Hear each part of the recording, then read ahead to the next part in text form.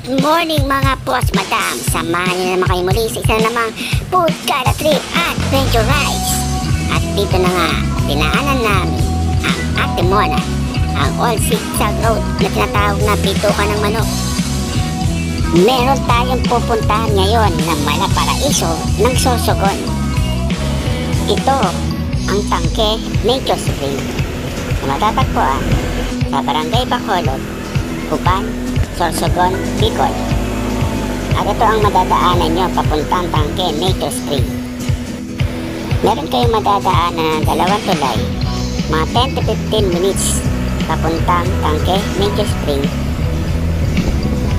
Motor lang ang kasya dito or pwede kayong maglakad magmula dito sa pinaka-highway.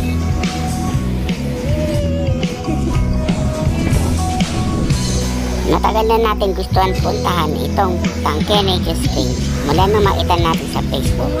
From Settle Monte, Bulacan, tinayo natin ang Sorsogon para makita ang Tangke Nature Spring. Welcome to Tangke Nature Spring. At dito na nga mga boss madam, dumating na kami at ito ang kanilang mga cottage.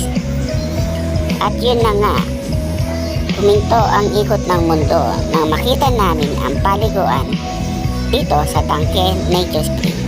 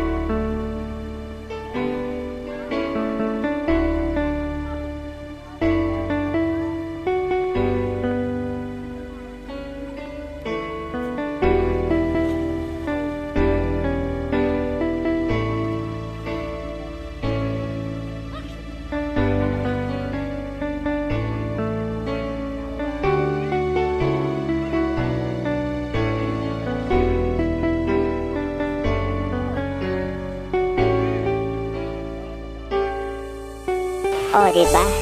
Sobrang ganda at nakaka-inlove ng lugar. Hindi ko lubos maisip na meron palang ganito kagandang lugar na para ka nasa isang paraiso.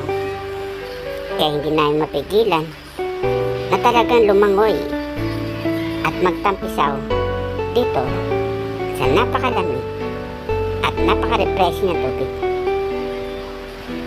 Take note mga idol, hindi po siya ganong kalamig. Tama-tama lang po yung klema ng tubig. Talagang maaakit kang maligo dahil sobrang linaw, kitang-kita mo yung pinakailalim niya. Ayaw na sana namin umalis sa lugar na ito. Pero marami pa kaming gusto puntahan dito sa Sorsogon. Kaya panigurado, babalik at babalikan namin itong napakagandang lugar ng Tangke Nature Spring dito sa Cuban, Sorsogon.